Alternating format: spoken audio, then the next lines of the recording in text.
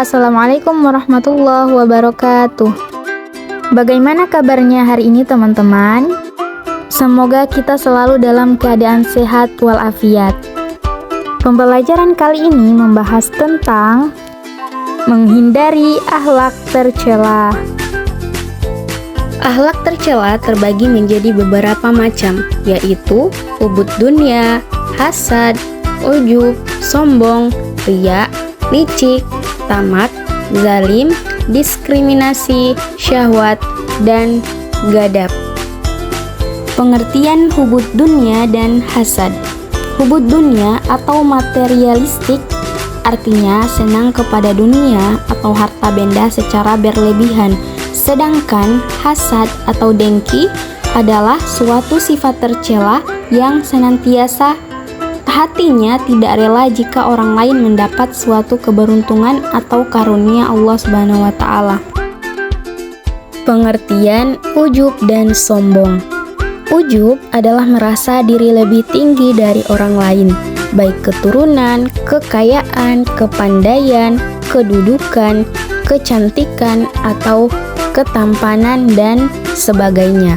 Sedangkan sombong artinya membanggakan diri, yang berarti orang yang sombong selalu membanggakan dirinya sehingga lupa bahwa semua yang dimilikinya hanyalah karena karunia Allah Subhanahu wa Ta'ala. Selanjutnya, pengertian riya dan licik. Menurut istilah, riya adalah mencari simpati di hati manusia dengan memperlihatkan kepada mereka beberapa hal kebajikan. Contohnya, orang yang berbuat riya adalah orang yang beribadah dengan memperlihatkan ibadahnya kepada manusia, yang tujuannya untuk mendapat perhatian, penghargaan, dan pujian dari orang lain. Sedangkan licik merupakan salah satu sifat negatif yang sangat membahayakan diri sendiri maupun orang lain, yang berarti menggunakan banyak akal buruk, pandai menipu, culas atau curang, dan licin. Berikutnya, pengertian tamak, zalim, dan diskriminasi. Menurut bahasa, tamak adalah rakus hatinya.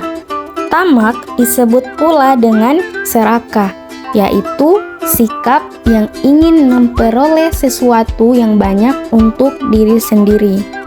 Menurut bahasa, zalim berarti meletakkan sesuatu atau perkara bukan pada tempatnya. Kata zalim ini juga disebut dengan aniaya, yang berarti orang yang berbuat zalim disebut zalimun.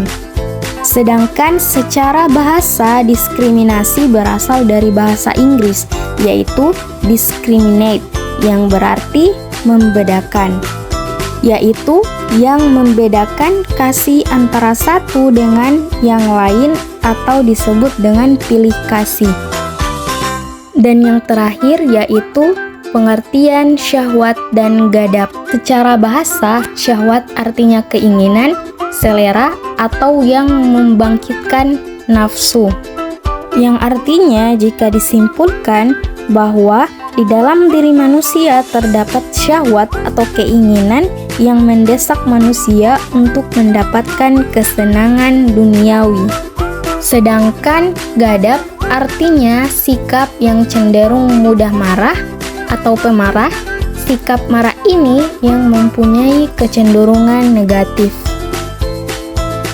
Cara menghindari dari akhlak tercela, yaitu dengan menerapkan mujahadah dan riyadah untuk menghindari akhlak tercela. Arti mujahadah menurut ahli adalah memerangi nafsu yang tidak baik. Sebagian ulama mengatakan mujahadah adalah tidak menuruti kehendak nafsu atau menahan nafsu dari kesenangannya. Bentuk mujahadah. Bentuk mujahadah yang bisa dilakukan agar mampu menundukkan akhlak tercela yaitu menunaikan kewajiban sholat 5 waktu, apalagi dengan berjamaah secara khusyuk, dan bertaubat kepada Allah Subhanahu wa taala.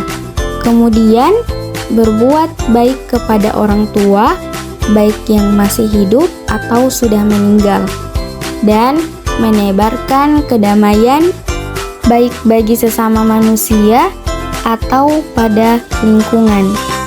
Kemudian membersihkan diri dari penyakit hati seperti sombong, riya, iri, dengki, dan menjaga lisan dari ghibah, berdusta, dan perilaku tercela lainnya.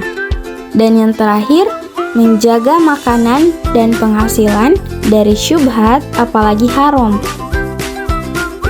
Melalui riyadah menurut istilah adalah latihan penyempurnaan diri secara kontinu melalui zikir dan pendekatan diri yang datangnya dari Allah Subhanahu wa taala ditujukan kepada hambanya.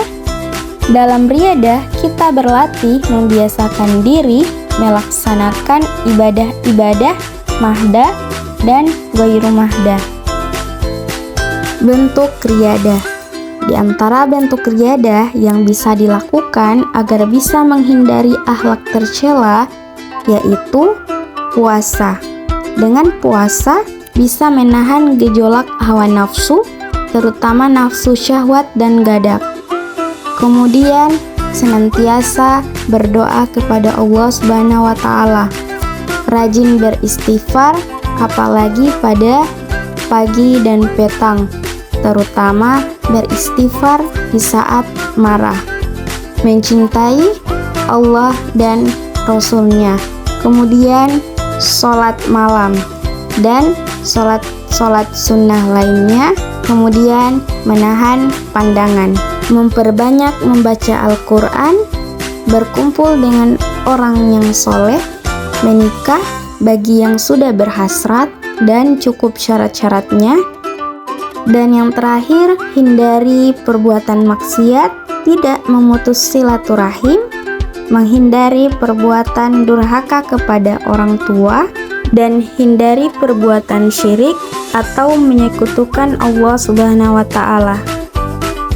Nah, teman-teman, itulah tadi pembelajaran kita mengenai macam-macam akhlak tercela dan bagaimana cara menghindari akhlak tercela.